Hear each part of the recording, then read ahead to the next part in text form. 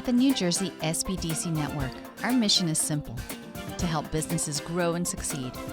Our consulting, training, and information services make it easier for businesses to reach their potential. Whether you're currently in operation or just starting out, we have the right tools, resources, and expertise to help you succeed. Visit us online to get started on your path to success today.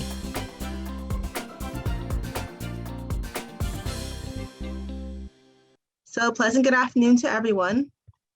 My name is Takoa Bell. I am an event coordinator for the NJSBDC at Rutgers-Newark. And on behalf of Dr. Tendai Ndoro, the regional director, I would like to welcome you all to our How to Identify You've Been Hacked webinar. For those of you here that are unfamiliar with the SBDC, it stands for Small Business Development Centers. And here at the New Jersey Small Business Development Centers at Rutgers-Newark, we serve as the premier provider of business training and technical assistance services to establish small businesses, startups, and as well as to entrepreneurs. We are one of 12 centers in the NJSBDC network, and we service those in Essex County. Our center is hosted by the Rutgers Business School and funded through a public-private partnership agreement between the Small Business Administration, Rutgers University, and the New Jersey Business Action Center. Our mission here is to help entrepreneurs as well as business owners start and grow sustainable, successful businesses through the delivery of one-on-one business consulting, training, and technical assistance programs. Now, these services are provided to you at no cost and are paid for by your tax dollars. If you or your business is located in Essex County, our website is www.rnsbdc.com, and it is located on the bottom right-hand corner of the page, where you can request counseling. And on our website, we have a button labeled Request Counseling. So clicking on that button will lead you to fill out information, including the help you are seeking for your business. And within 24 to 48 business hours, a consultant will reach out to you for an assessment. And for those of you here that are not in Essex County, our other website is www.njsbdc.com. And this website is our headquarters website. So on that website, you can type in your county and it will refer you to your local SBDC office. Now, for the benefit of everyone attending today's webinar, the audio has been muted on your end, and we will be taking questions via the Q&A feature here on Zoom. We do have the chat feature on, but the Q&A feature will help us to remain organized and have all the questions and answers in one designated area. So please feel free to post your questions, and we will do our best to respond during or at the end of the webinar. Also, a copy of the presentation slides, along with a video recording of this webinar, will be emailed to you within 48 to 72 business hours within the end of the webinar. So you can refer to this information long after. It is now my pleasure to introduce to you our presenter for today's presentation, Nalit Patel. Nalit is the CEO and founder of All Solutions Incorporated and an SBDC consultant here at the NJSBDC at Rutgers-Newark in the areas of IT and data, center infrastructure, cloud computing, disaster recovery, and business continuity. And now, without further ado, I will turn today's presentation over to Nalit and Harry. Takoa, thank you very much for doing an excellent introduction. Greatly appreciate your insights.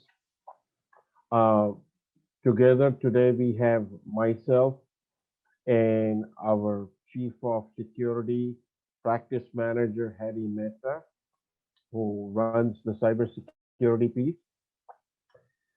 Harry, you want to check your background and change it what I sent? And first of all, I have an open question for all of the participants. How many of you have heard or known of SBDC? And number two, have you availed yourselves to any and all services offered by SBDC?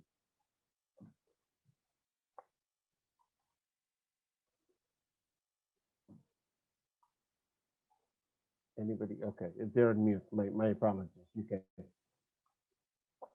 So I would highly recommend if anybody is a startup, existing business, whatever the case may be, within this challenging times, there are lots of programs, there are lots of things that are happening. You should reach out to your SBDC, local SBDC, and see what services are available to you as a business owner and take advantage of it to the fullest extent. Second question I want to kind of pose to everybody. What do you know about cybersecurity, and have you been a victim, or have you had a challenge, or do you know somebody who is breached, and how did it affect their business? If anybody knows, I would say put it on. Takoya, if you could unmute everybody, because there are only 5 participants. Let's make it interactive. Okay, we do have 9 attendees, so I can do that. Okay, because I only see like 5 or whatever. And you need to give me and Harry the screen sharing. I'm sorry, unfortunately, I'm not been able to change my background screen. Technical difficulties, guys. So sorry for No, that's window okay. video on my back. Sorry for that. That's okay. Let me see. Takeo, can you give me the? Yes, you have it. Let me see. No, it's still host has disabled this. Okay, try this time. Okay, good.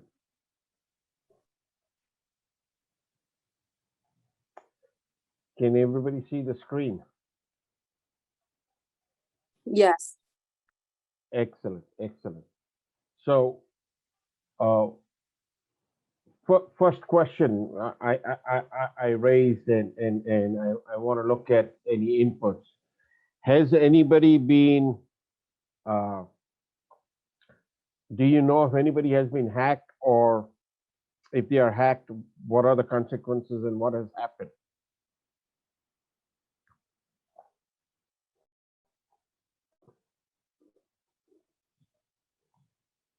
Well, I have received notifications from like major corporations that I've used my credit card purchases at before, and they have notified me that their systems have been hacked.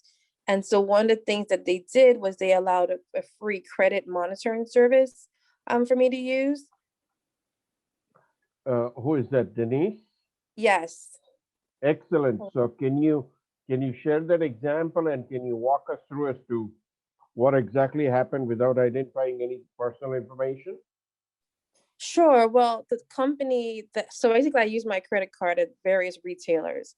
And so the only way that I was notified that their systems were hacked or been breached was that they sent a mail-in home, basically saying that their system had been hacked, and here is some free references to get credit monitoring services, just to make sure that nothing was added without your permission. So then what is the next step you took after you got that notification? To follow the directions in terms of getting the credit monitoring services, which is free. And did you see any unusual activity? No, I did not. Okay, you're one of the lucky ones. You're one of the lucky ones to say. So we're going to start with, and I'm going to hand this over to Harry. Harry, do you have the control to? No, I don't. Definitely, Nalat, you can definitely run the presentation. No, that's fine. Takoya, can you give the control to Harry also, so we can run the presentation jointly? Yes, he has co-host abilities. Okay, great. Fantastic. Check now, so that way you can see what I'm sharing. Fantastic. All right, guys. So welcome everybody here today. And Denise was describing her experience with how she was notified when she got hacked. Now, imagine a big corporation getting hacked, and they are, as an individual, they are notifying you to take precautions. But as a small business owner, as a company who's trying to make us driving and meets here today, uh, we do not have all the required tools if in case something happens to you and you need to notify to your customers. So the best opportunity to would be to keep you 100% sanitized with respect to the cyber threats. You taking a credit card information from a customer or keeping their information would allow them, in case something happens to you and you would need some process to keep information shared with them. Also, all your legal bindings to, if in case somebody comes back to you saying it because of you, their information was compromised. So we also need to be sure that we also make sure that that end is also tightened up.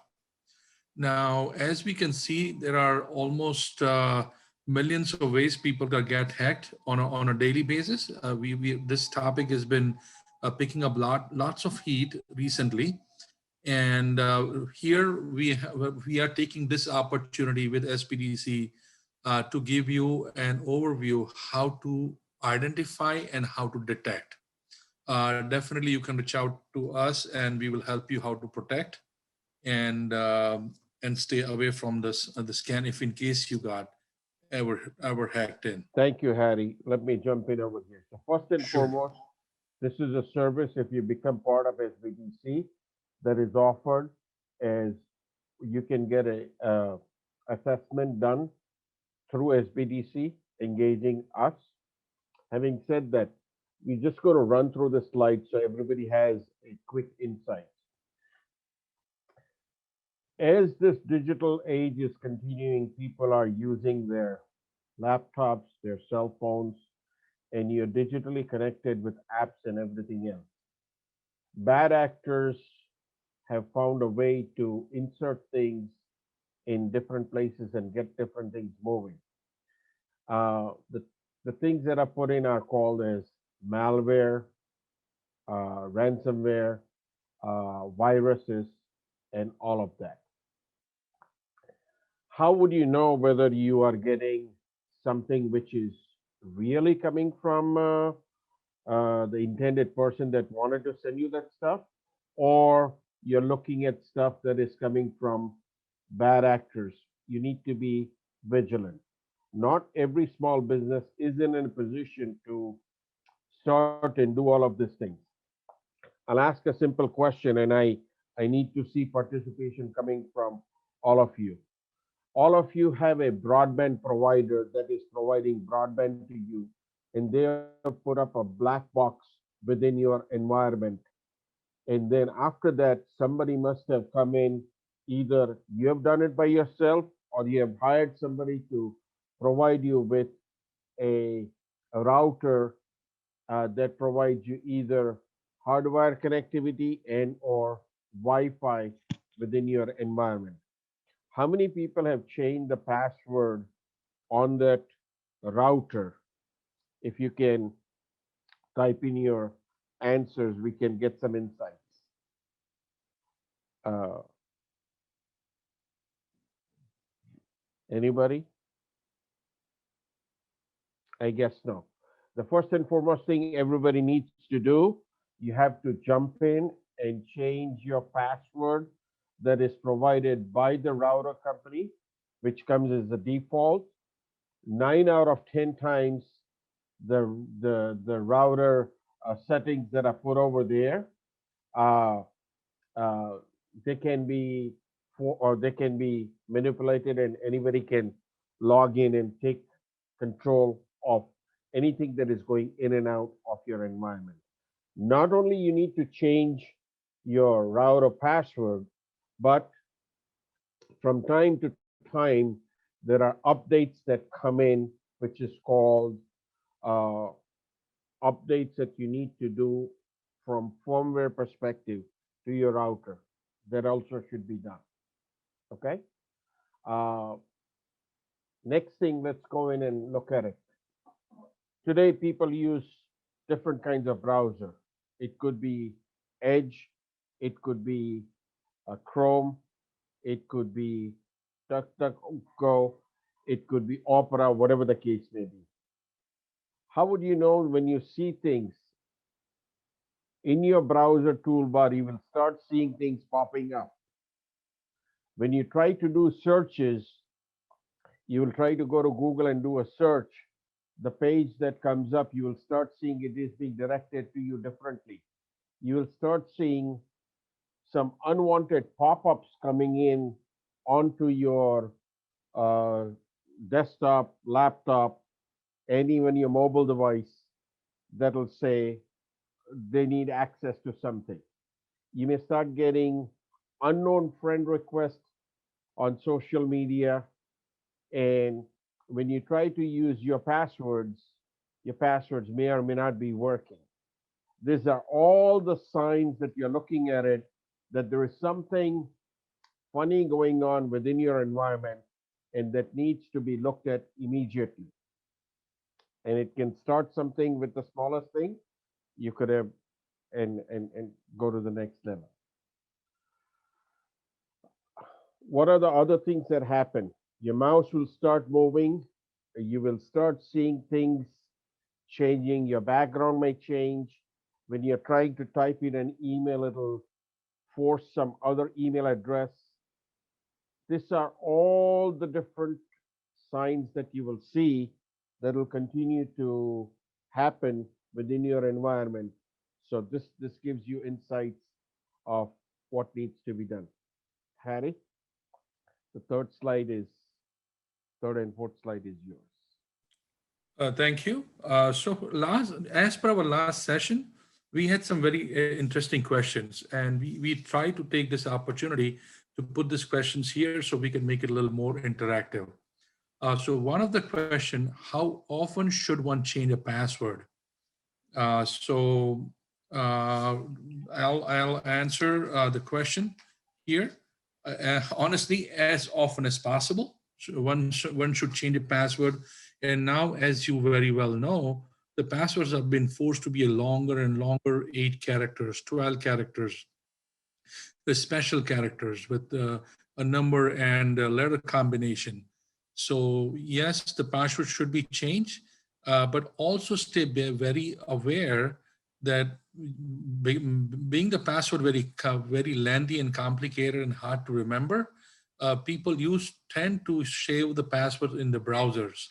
Now, if your computer has not a good antivirus or your browser seems to be hacked, let's keep a mind on that one, that even your browser history would also share the saved passwords as well. So I would not recommend anybody saving the passwords. I would rather go old school way, write it down on a piece of paper and keep it that way. At least nobody's going to steal a piece of paper from you, hopefully, right? So let's keep it simple that way. Harry, allow me to jump in for a second. Sure. Make sure when you write the password, don't stick it to your monitor, or don't stick it beneath the keyboard. Keep it separately. The term that is used, don't keep the lock and key together. Separate the lock and key. If you have a lock, keep the key separate. So even if something happens, nobody can use that credentials and hack into it or log into it and do some malicious things that need to happen. Thank you, Harry. Continue, please. Fantastic. Nalit, that was a great point you brought across. So let's go to the next question or to the next slide. Alrighty. So as we know, very well know that in year 2019, more than 4 billion records were exposed, which includes billions of plain text password, billions with a B. And Microsoft itself with Office 365 had recorded 500 million passwords were leaked.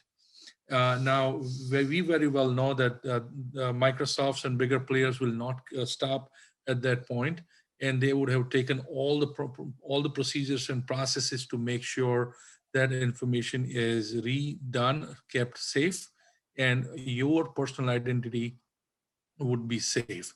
But if you think through that, if the password could leak from Microsoft or Google, being a small business, your vulnerability does stay at a very high point. So just stay aware, please. Next slide, please. Alrighty, I'll just take this knowledge and then I'll hand it back to you. The hackers, they run something called a brute force. The brute force technically means that somebody will keep on guessing the passwords based on your own social presence. So as we well know that if in case your password was breached or hacked, as Denise did mention, that she did got notification. So if in case the password was unknown, which was say 50% identifiable, the hacker would keep on trying, and it's called brute forcing it, making either your devices go completely disabled or they'll be able to guess the password. So let's stay away from that as well, please. Nalit, back to you. Absolutely. So within the chat window, this is an open question for everybody. How many of you have a social media account, which is either Facebook, LinkedIn, Twitter, Snapchat, whatever else might be out there? Can we get some answers?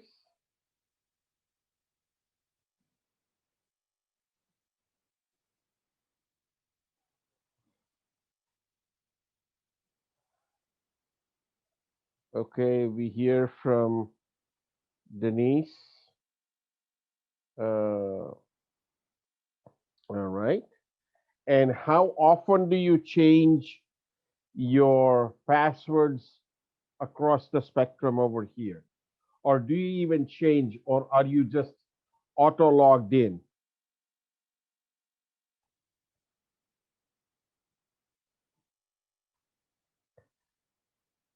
Here is a simple thing that you need to do. All of these tools and devices, all of the social media places that you have, we would recommend, and beg you to change the passwords every 30 days and make sure you don't recycle the same password. Use a different password, use different things. Bad actors with all their ability can use the brute force. Once they identify and have interest in you, they can figure out what are the possible passwords and how they can go and do things. How many people go on the social media and put it out? I'm going to the beach. I'm going to shopping. We are going to be traveling. We are going to be doing this and that. These are all the signs of you giving the bad actors an ability to prop, prime, and hack you. Okay? Do not do, these are not the best practices. You want to use social media, but you want to use it in its right perspective. Here is a question for everybody. We use, we received a call on Thanksgiving and they are held hostage for a week. They are doing all the backups by using iBackup, and everything is put in the cloud. Do you think it is possible for the hackers to attack the backups? And addition to that, can you use this backups?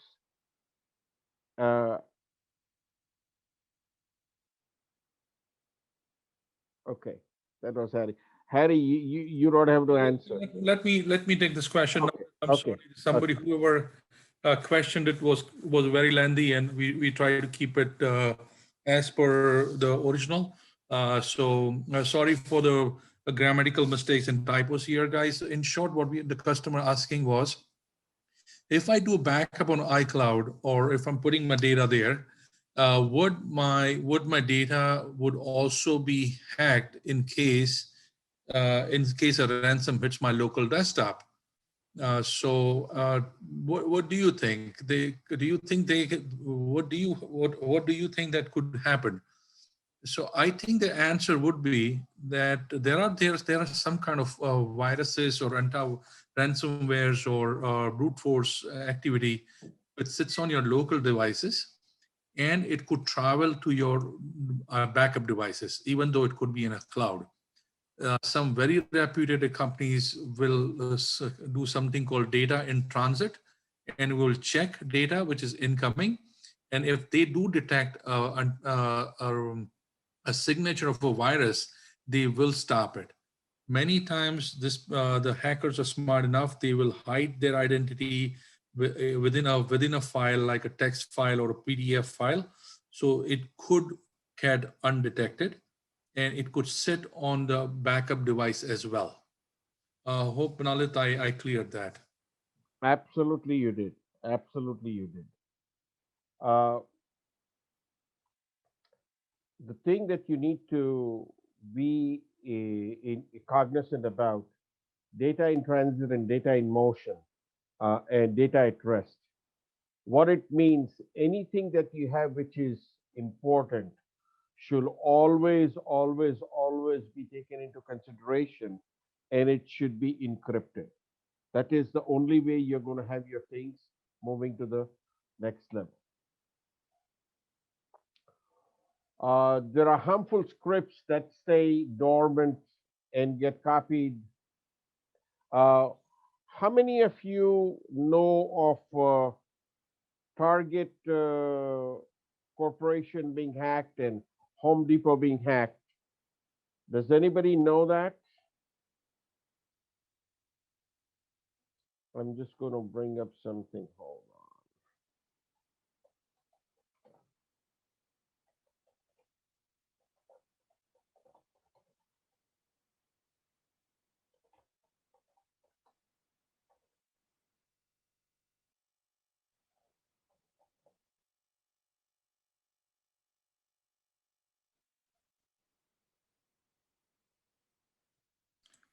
While Nalit is trying to find the hack which he's trying to show it, I'll give you some light information about the recent hack activity. This hack activity can be monitored and provided to you via email on a regular basis. So I would definitely recommend everybody to sign up on some kind of New Jersey State offers a portal where you could sign up and receive all the major threats and everything which is coming in on your way. Information is the key. Even you, it may not pertain to you, but at least you are aware, and that will help you to stay away from any known or unknown threats. So Nalit, were we able to find that file? Sure, sure, sure. I just want to open something else very quickly. Uh-huh. Can anybody see the screen? Yes, we could. If you see, this is an email that just came in because we are part of one of the organizations. It tells you this is Cyber Infrastructure Security Agency. Open SSL release. This is where the advisory is. Attacker could exploit these vulnerabilities and cause you denial of service. This is released 5 minutes ago. How many of you have an ability to do this? If you don't keep on uh, uh, doing the regular updates, these are the things that come and challenge you. So I would recommend uh, please do the updates and continue to the next level. Hold on. Nalit, you might have to share your screen again. I'm sharing it.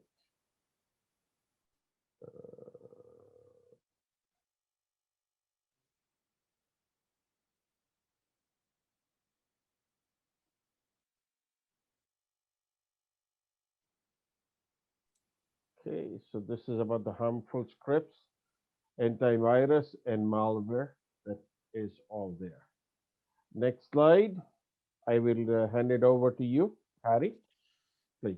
Thank you. So now we covered a topic. I know the topic could be little too technical, and guys on the listening side, please let us know. We're not trying to intimidate you or trying to make you feel that everything just happens to big organization, and as a small business owner or a business owner, you do not fall under any of the things. So let's keep a check balance here. Ransomware can be very difficult to identify. Cyber criminals are extremely crafty. They use social engineering techniques. They use all the possible ways to make sure that they can infiltrate into your devices. The devices could be a MacBooks. Yes, MacBooks. We get questioned all the time. Oh, you know what? I have a Mac and nothing happens to that. Hey, you know what? The cyber criminal understood your readiness and non-preparedness under Mac, and they start to attack that as well. iPhones as well are vulnerable as well. And they can exploit through any particular process your way. So let's move on to the next slide. Already that show the most commonest way the virus or ransomware can be infected. We can see the chart here. It is coming through an email. The email is the target audience. Everybody just attacks you.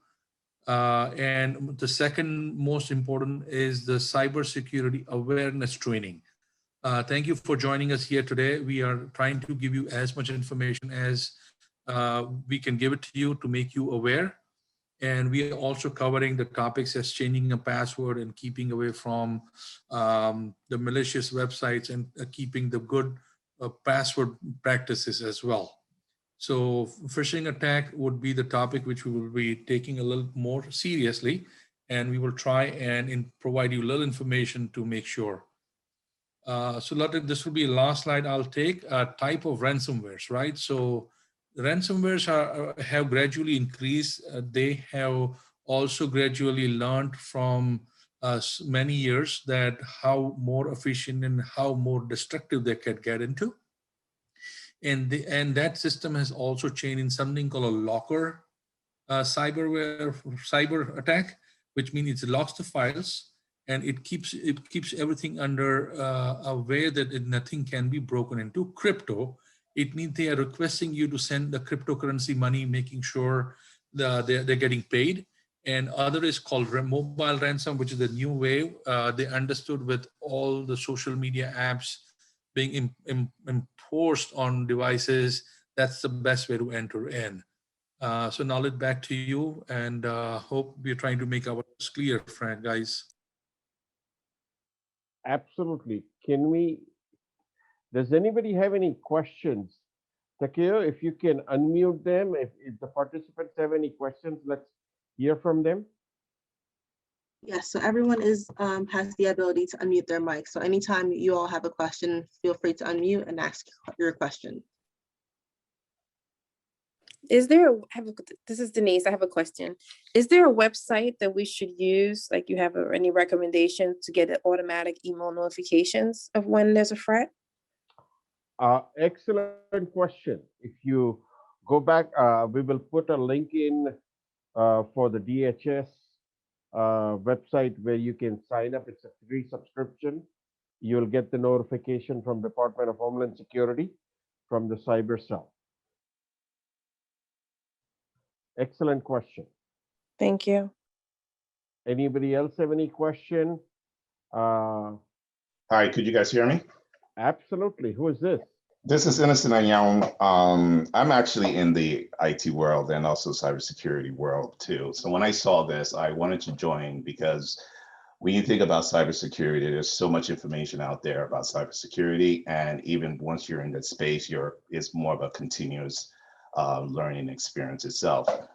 One of the things you talked about passwords, and which is really good, that people should definitely frequently update their passwords.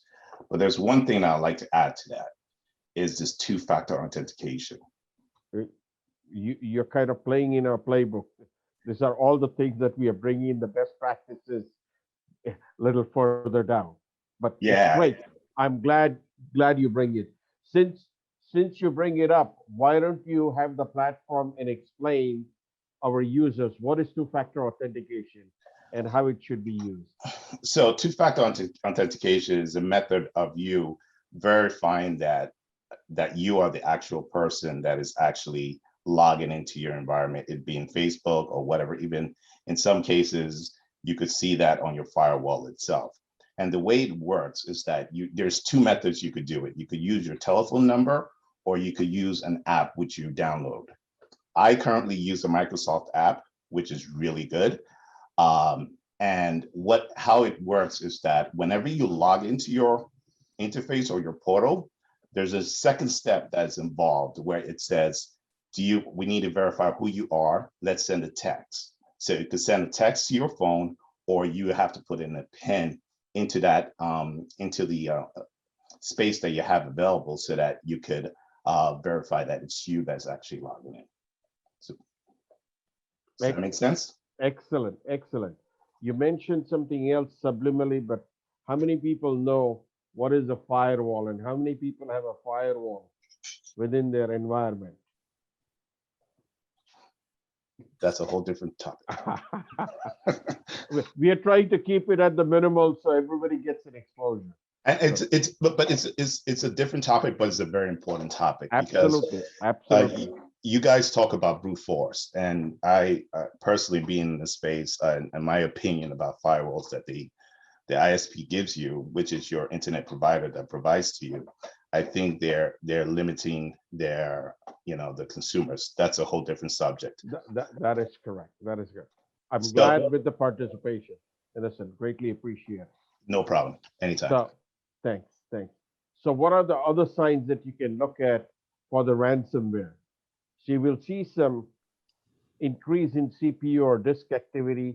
You're trying to access certain files, you cannot access it.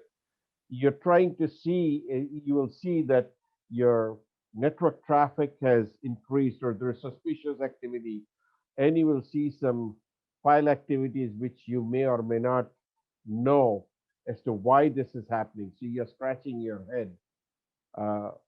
Other thing is,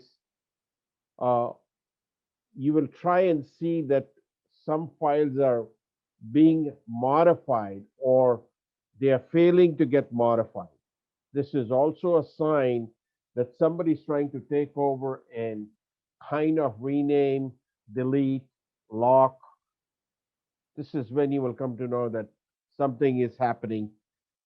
Harry, this is your area. Take it over and explain. So, Oh, thank you, Nalit. And this is the live example. This was one of the crypto locker we were dealing with. This is the screenshot from the laptop, which we were working from a consumer site. As you know, that every single file has the same date stamp, same timestamp, and even the size is just 32 kilobytes. So the files could be the files of your desktop, Excel file, Word files, anything else. Everything is renamed with a crypto signature in the front, and it also a crypto signature at the back. And every files are being locked.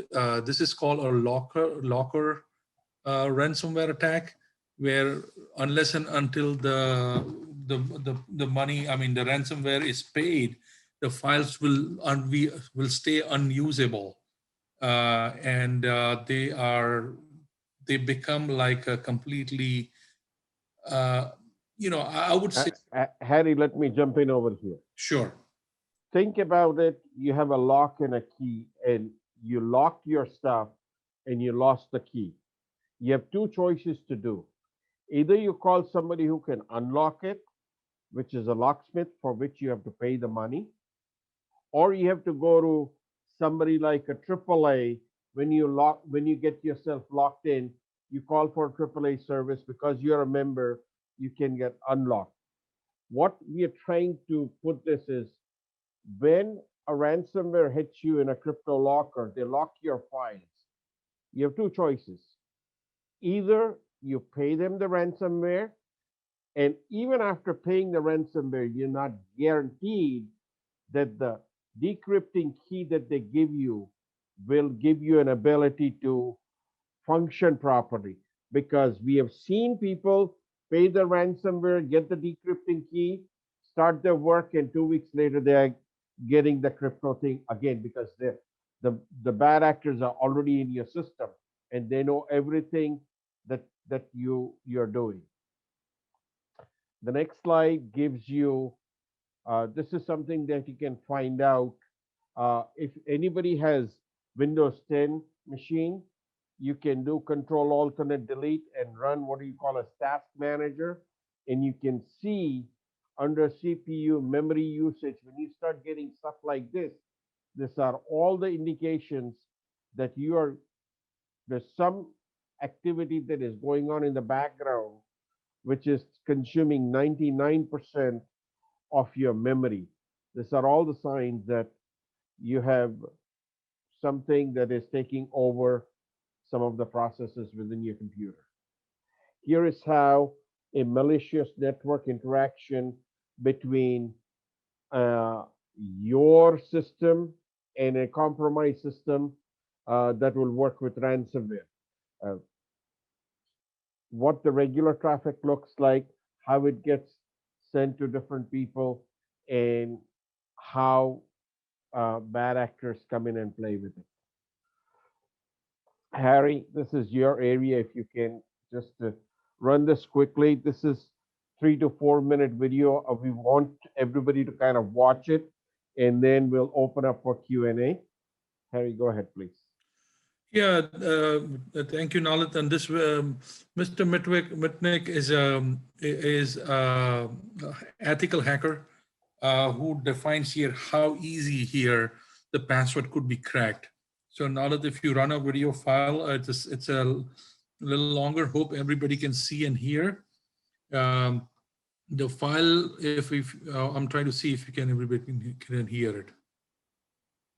Hello, everyone. I'm Kevin Mitnick, and I'm the Chief Hacking Officer at KnowBe4. And I always get questions surrounding password management. People always asking, how can I choose the best password so I don't end up compromised? So what do I recommend is that people get away from passwords and start using passphrases, or what I like to call pass sentences. And those passphrases should be 25 characters or more. I know what you're thinking. Wait a second. That's too long, 25 characters?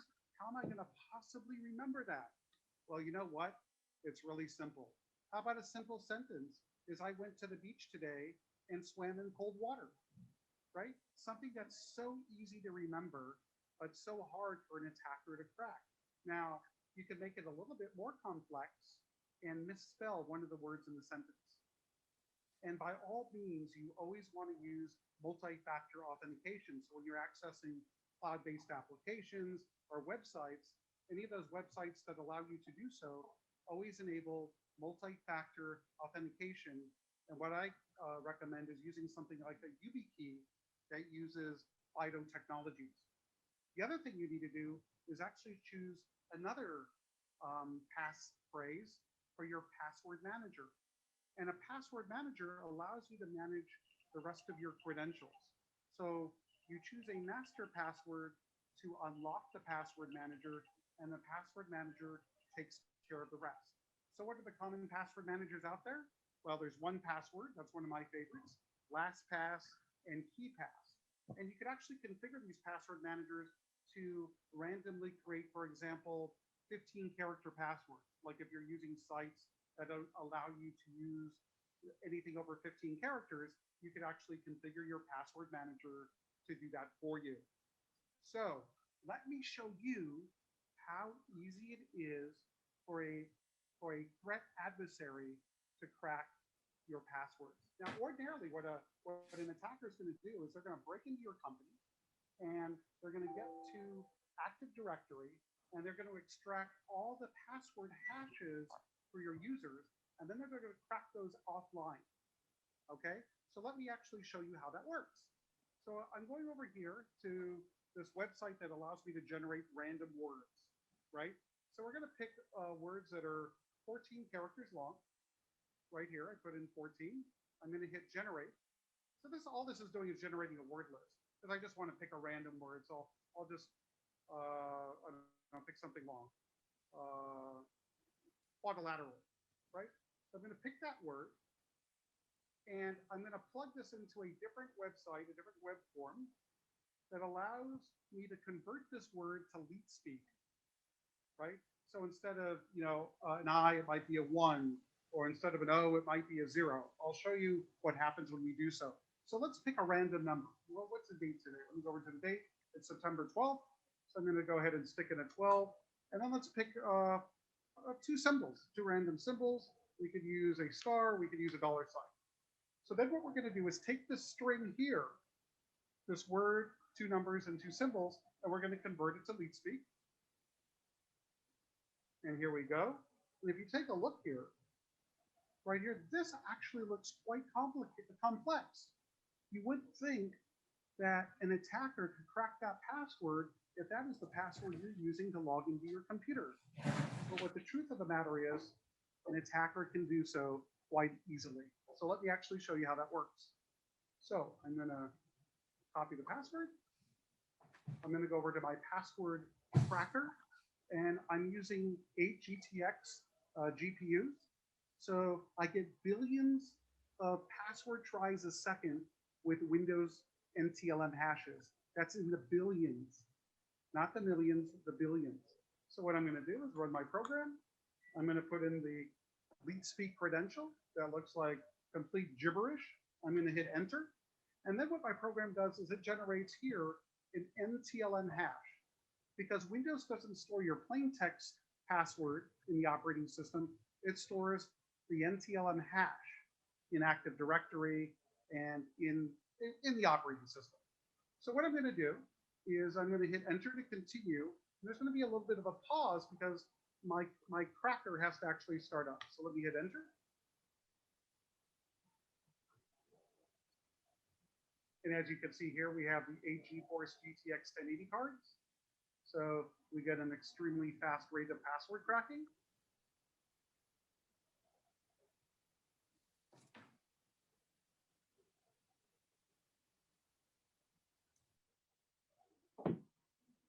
And it started. So I'm going to hit a status. And as you can see here, I'm getting quite a bit of password tries a second. Wow, they're already finished. So it literally took under a minute. We started at 03:48:22 and we ended at 03:48:53, and we're able to crack that password hash with my 8 GPU cracker. So again, how are you going to protect yourself against a threat adversary cracking your password? Stop using passwords. Start using passphrases, 25 characters or more, a sentence with spaces. So it's extremely easy for you to remember. If you want to make it a little bit more difficult, you can always misspell one of the words in the sentence. Always use multi-factor authentication wherever you possibly can. And remember, if you have a very complex password, you can't stop malware, malicious software from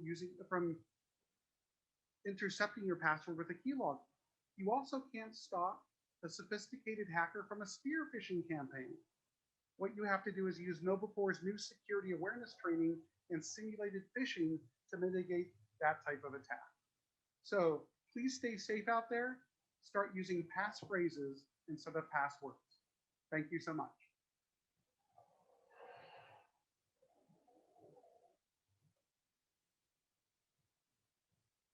So we were talking about 8 to 10 digits. The experts are saying, forget that and go to the next level. Harry, I turn that over to you for the next. Thank you, guys. Hope you found that video interesting. This was one of my personal favorite, and we decided we should share it with you guys. And as you can see, the hacking applications are quite easily available. You can also Google it, password cracker, and you will get the second link, and you can do it at your home. So that's a great learning opportunity, guys. Get into cyber prevention world and see that you could be helping the community as well. So let's see, understand. That's a simple question. We're going to use the chat screen to answer. If 911 can locate, if somebody hacks into your phone and you are trying to call the 911, do you think will they be able to reach to you for any emergency services? So Denise, I know you're pretty active, and I think one of the gentlemen, I'm sorry, I'm not seeing the name properly. So let's see if we can answer. Correct. Good. Yeah, thank you, Bert. Already, so we're still waiting for the answers. Meanwhile, That's okay. Let's move on. The answer is sure. false. Yes, answer is true. Yes, if your cell phone was hacked, they will be able to scrimmage away your geolocation. It means they will not be able to identify you where exactly you are. If your phone identity was hacked, your identity could show up in your different city, different location. And if in case you call 911 with that, you may not get emergency services. And that could be life threatening. So let's move to the next one. Alrighty, so Nalit, back to you. These are the services.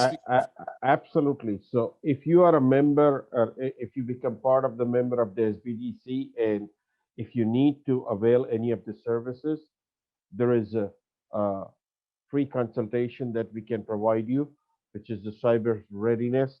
We can also looking at your environment, have an engagement and perform cyber health assessments. Everybody should have within their general liability and whatnot cyber insurance policies. What are the business continuity in an event? Everybody plans. If you don't have electricity, what do? You have backup generator. If you don't have this, same way for your business, you need to have business continuity uh, and plans that we can help you and assist you with. If anybody is interested, we can do a phishing simulation exercise. If you're interested, we can, if the participation is there, we can look at it, or we can go to the next slide. I can share a link in a chat so everybody can do on their own. Correct. If you can do that, that'll be great. Sure. Most important, if any of your businesses accept any form of money that comes in, then you have to be in compliance. If you are in the healthcare business, you have to be in compliance. If you are in a financial business, construction business, CPA, doctor's office, if you're working, if you have a customer that is working across in different continents, let's say you have a customer who has an office here and an office in Mexico or an office in Canada, there is a term called GDPR that gets into play. When you're accessing credit cards, you have to have PCI compliance that comes into play. Most important is the FINRA 500C3. The reason why we talk about FINRA 500C3, every entity that is within the regulated environment, which has personally identifiable information, which is Social Security, name, address, phone number, any of that stuff. And if you are working in the financial industry, you're a CPA, you're a tax preparer, you're an insurance guy, you're a automobile guy, any of that, all of that has to be protected under the FINRA 500C3. If not, if you are found in breach and in violation, each violation, correct me if I'm wrong, Harry, it is $25,000 penalty. Am I correct? The first offense is $10,000, and if it continues, it could end up to $25,000 with multiple instances. So you were correct. Absolutely. Thank you for that correction. So this is something that everybody should look into it and get themselves in compliance. We can also provide you with additional what is called a simulation attacks. Within each organization, there are people who are what do you call as click hungry. Anything that comes, they want to click. And this is what people try to look for. That's why they send embedded emails, stuff that is put in. We can also do what is called as end user simulation attacks and awareness trainings. So this is in general giving you a brief synopsis. If you're part of SBDC, what are the services that you can avail for? And these are your tax dollars that are at work, which you can get the advantage for. There are other things that are coming in from regulation requirement. Harry, I turn it to you if you can take it over. With BitLocker is one of the Microsoft product, freely available. It comes with all Windows 10 products, and it is required, and it is generally they make sure that everybody does utilize the BitLocker. BitLocker sounds like itself like the BitLocker is also ransomware. This is not a BitLocker ransomware. It is the file system which helps you lock your files with a password, and a password which is generated by you, which keeps your information safe. So you guys can always type into Cortana BitLocker, and you'll be easily able to activate it. We definitely recommend, especially if you are a CPA, if you're an attorney, if you're like insurance providers, we do definitely recommend to encrypt your data. Alrighty, so next one, please.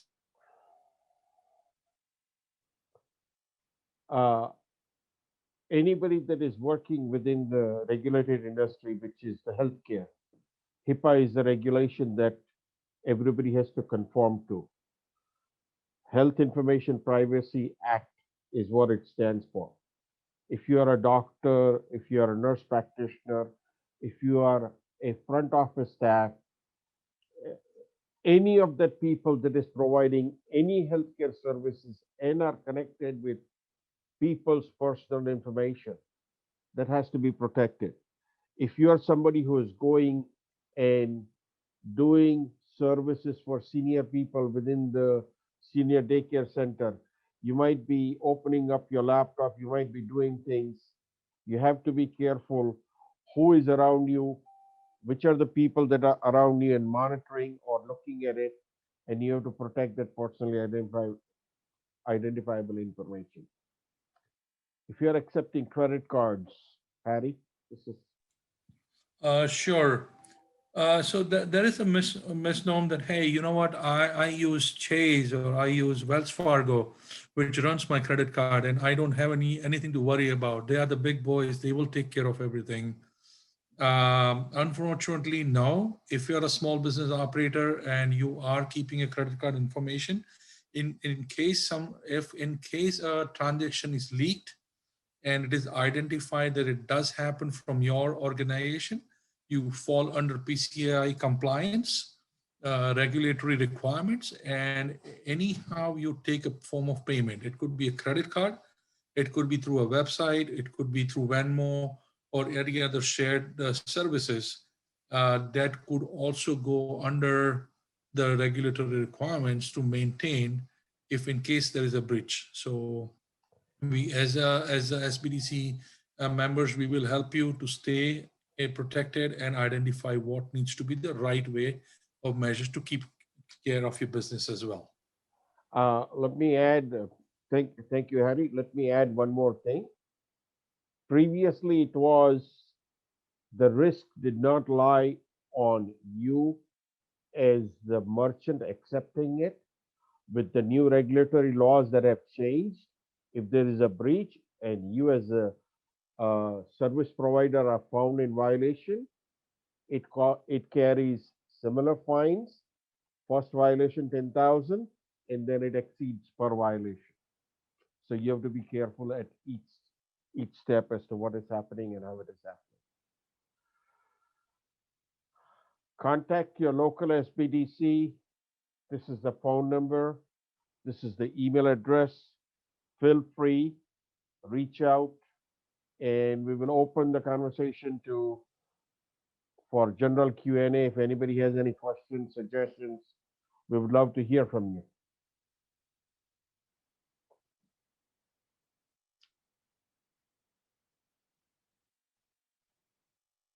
Feel free to unmute your mic and ask your questions if you have any. We do have about 26 more minutes, so we can take a lot of questions within that time. Yeah, we skipped one or two things that we had. We skipped the phishing exercise. Since we have the time, Harry, why don't you do the phishing exercise and let's see how people respond to it. So at least they get an idea as to Definitely. Great. Yes. So Naland, if you can pull, I think your screen is shared. You want me to stop? Okay, you can share it now. Sure.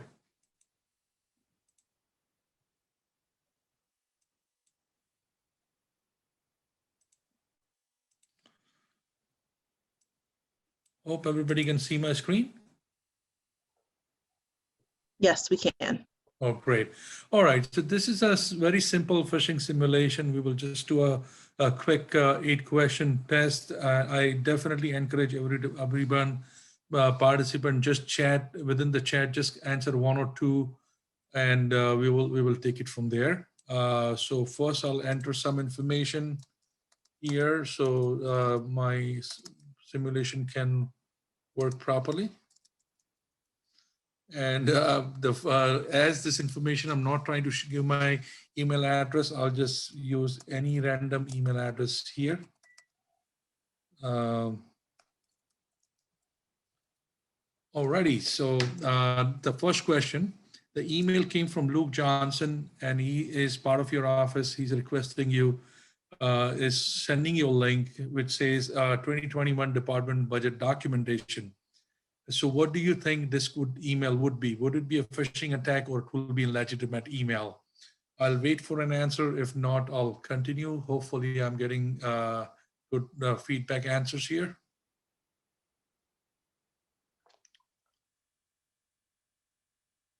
Alrighty. So Anybody?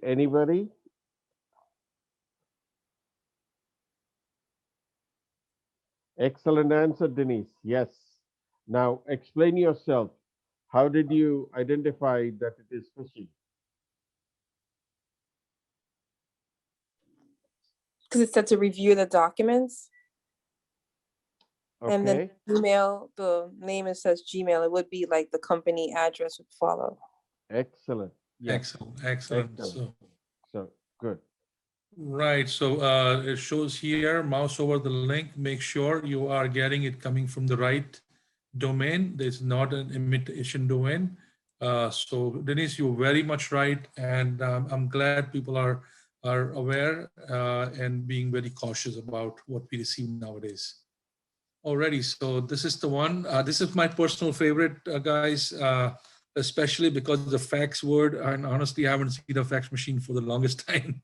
And if I ask my son, he says, like, "What is a fax? I mean, why do you need to do a fax?" Right? So this is my personal favorite. You receive an e-fax email. Let's see if it's official. Before you go there, let me give some quick tidbits so people can understand. Before the age of sophisticated communication, the only secure way of communication from one point to another point was through a fax. So when you send a fax, there is a direct connect that happens, and people could not take anything in between in the transit. So when you send and receive fax, that is why all the doctor's offices and the insurance companies used to have faxes. This is the only way that used to work. Now things have changed. There's encryption and all of that. So the question is, if you receive a fax, is this legitimate or phishing?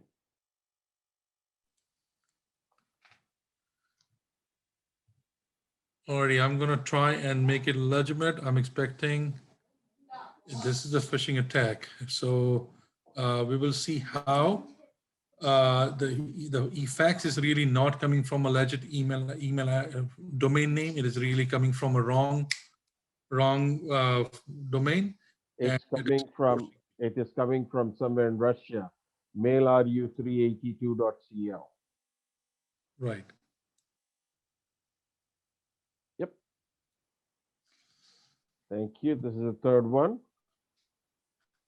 Alrighty, so now your old friend out of the blue sent me saying, "Hey, do you remember me?" and a link to a photograph. I mean, personally, definitely a phishing attack. So I'll go with that one. 100% sure this is a phishing attack, because the link where the URL is technically not a picture, it is sending you to some other website. That's how they start grabbing your information and making you sure that your information has been captured. As rightly used, there's the crypto lockers, key loggers, which start reading your text whatever you type from your keyboard, they start capturing and sending it out. Alrighty, this is very common. We use it a lot. We get an email from a Dropbox, and we use it a lot. And I mean, once we start using data a lot, we never care about how much is space, and we keep on filling it up. So you got a notification saying, hey, your size is limiting to store more data, and it is requesting you to upgrade your Dropbox. So it looks legit to me. I'll click on legit. Yes, it's correct. If you notice, it is really coming from the legit places. Everything seems to be right. The logo, everything seems to be correct. The grammatical language, everything seems to be correct. But hey, let's not get fooled here too. Alrighty, so Sharon sends an email, sending an email to me saying, hey, please find attached financial activity report. And it's coming from the school. And I'm thinking, should this be an email or it should be something? I know this name. It's my son's operator from the school. I know this per name, but I was not sure I was really expecting any financial activity from them. So I would double mind here, but I'll still be very cautious and say phishing email. Yes, I'm correct. Because if you notice, there's a typo in the school, and that's how they really get you. They are sitting and watching your mailbox. They are really trying to see exactly whom you're working with, whom are you selling, giving information to. And this is exactly how it will be a little typo here and there, and it could be a completely different domain. Right, and for sure, we do not want to open an attachment which is coming in from an illegitimate email addresses as well. Okay, so now do you want to take this one? This will be Google, your favorite subject. Absolutely. So you receive a email that somebody has your password. What should you do? Should you link it? Should you click it? I would say no. Google does not send you anything like this. It's a phishing. And if you look at it, it says google.support. So please click on, Harry, please click on phishing, please. Correct. So. Alrighty, so this is very common. Every time people have Google account, kids have nowadays Google account for education, and they are also vulnerable. They are also very hard pressed going towards K-12 teachers and educators, and making sure their vulnerability has also been tested very recently nowadays. Okay, this is one more. We are almost coming to an end. You've got one more email, which is letting you know this attacker may try to steal your password, right? So this one is really, according to me, this is completely phishing email. There is no information, government word used, no logo, no signage, and there is a link directly just forcing you to change your password. So definitely. So this is definitely a fake email address. So let's guys be very proactive. What you see, what you click. Yeah. Alrighty, so this is the last one. Again, Nala, this is your favorite, so I'll let you take it. That's fine. So you'll have to scroll down. So sure. If you scroll down, it says allow TripIt to do this. The answer is whether it looks legitimate. Harry, this is what he said. Go up on the top. It looks Google, it says, so let's do legitimate and let's see what it does. Right. It is legitimate nowadays. When you are trying to work with a lot of companies, they run something called an APIs. They connect. You guys are very well aware. You guys use Amazon payment to buy from other vendors who are not part and parcel of Amazon marketplace, but they use Amazon Payment Gateway as a service. They use PayPal as a gateway service. And this is a very common type of message which comes to you, telling you that this person is trying to access. Now, this is correct and not correct. Reason it's correct because it's legit. It could be incorrect if you never try to attempt to work with Tripit, right? If you never try to work with a Tripit, there was nothing happening with Tripit, and you got this message, then this message was a phishing email, right? So that's how I would treat it as.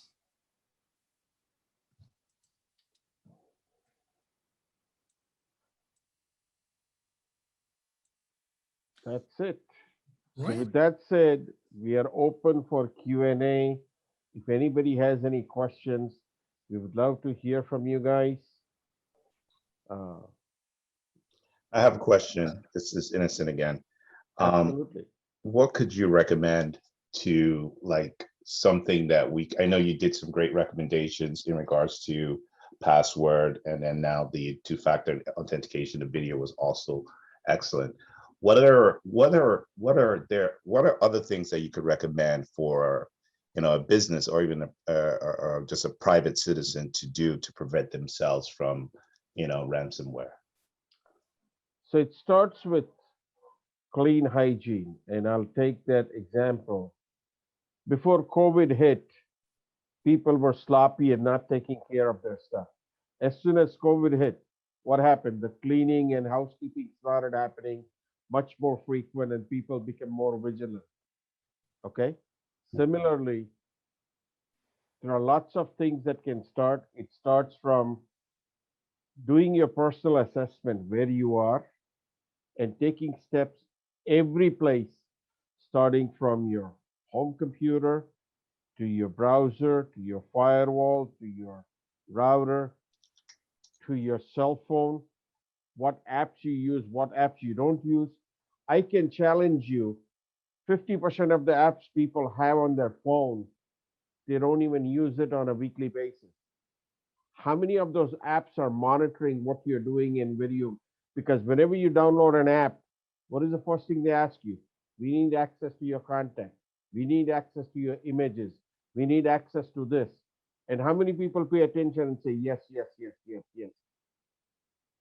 These are all the steps you can start taking in terms of take one thing at a time, maintain sanity, keep good hygiene, take steps to protect your information, do regular backups. The backups that you do, keep it separate. When you do the backups, try to restore them and see also. We came into an opportunity last year where somebody's backups they didn't even know were filled with malware and ransomware. When they tried to restore it, nothing was getting restored. So they had to go and find which is the last known backup that was good. So you can start at several things by doing your housekeeping. There are lots of technologies depending upon what you want to do and how you want to do, you can attain it. Did that give you some insights? Yeah, it's awesome. Awesome. I think it's even for the audience too as well. Sanity check, backups. Your backups actually just disconnected from the network. Once you make your backup, disconnected from the network and put it somewhere separate. How many people leave it because they're lazy? Yeah, it's not How lazy. many people do backup on the same computer? Like they will have a C drive and they'll be doing the backup on the C drive. Oh, we have yes, seen those instances also. So just to give you an insight of what I found, and I think a lot of people could possibly do this. One, I know it's a little bit in depth, is creating a partition on your PC, on your local PC, and like in a way, it's in a sense of dividing your hard drive into two, and then you install your operating system on one section of your hard drive, and then you store all your files on a separate section of your hard drive. So in case anything happens to your operating system, you could still have access to your data because it's partitioned. I kind of noticed that, and then I like that idea, and that's just a simple way of keeping yourself safe from any kind of encryption or anything What- happen to your OS. What happens if your primary OS gets corrupted? Can you access your partition? Yes, you can. If it's NTFS formatted, you can access from anywhere. So No. I don't want the geek talk. I want a general. This is for the general people. Sorry, guys. Yes, definitely. It is so funny, that's how the world was earlier, 4 or 5 years ago. That it was a very common practice that operating system and data would be a different partition or different hard drive itself. And then when the hard drives and simplicity was the key factor, that world collapsed into one hard drive, one space, and everything else as well. And I think we're going back to a few years behind, which was much more safer, I would say. But yeah, that's a great point you brought up to you today.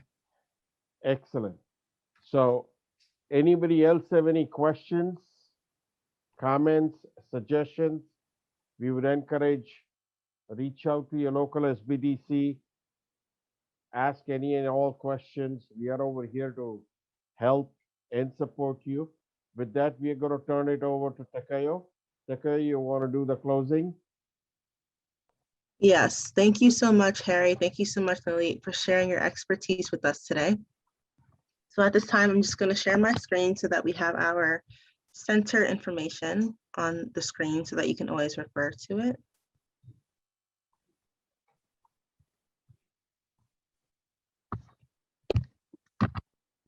Okay, so on the screen now, we have our contact information for our center, as well as our email, business, and phone number. So if anyone here would like a one-on-one consultation with Nalit, just to get more insight on their business and so forth, you can do three things. You can raise your hand now and I can take note of it, or you can send us an email saying that you would like that one-on-one consultation and we can do so, or you can visit our website and do it that way as well.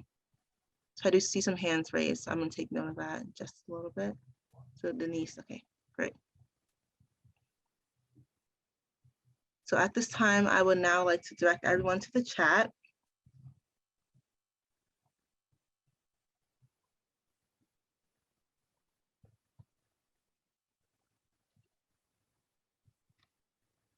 Hopefully everyone sees that, what I just put into the chat there. So there you will find some of our upcoming events for this week and next week, as well as the top two links, which are our the link to actually request business consulting. And the second link is to register for any of the other webinars that we have upcoming. So I do suggest that you would just copy these links into a Word document, just so that you can have these links and register for these events here. Hopefully they are of interest of you. We do have over 150 webinars this year. So please feel free to visit our Eventbrite page and register for any event that may be of interest to you and your business, okay? Before you finish, Takayo, you want to talk about the CARES Act?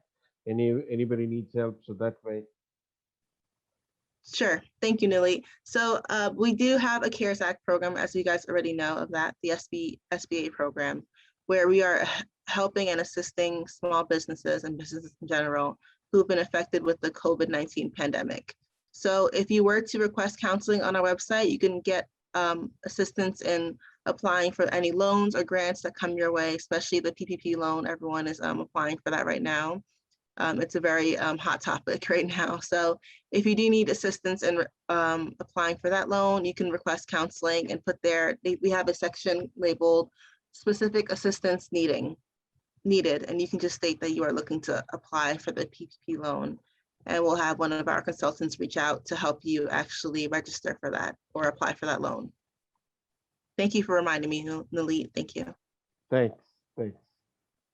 So I also want to remind you all that you will be receiving the video replay as well as the presentation slides for today's webinar within 24 to 48 business hours. So you can refer back to this information, as well as the link that I have here that Harry put in the chat. I'll remember to insert that as well. After this webinar in the browser, you will see a survey pop up. If you can just take a few minutes to complete that, that survey helps us to adjust our presentations in the future, as well as give us some information on the type of assistance you are needing for your business. So again, if you have time to complete that, your feedback is much appreciated. And on that note, we will now end this webinar. I want to thank you again, Nalit and Harry, for sharing your expertise. Thank you to our attendees for attending. Thank you for participating and for your questions. And we look forward to seeing you all at our future webinars. Have a great day, everyone. Thank you. Thank you. Thank you. Thank you.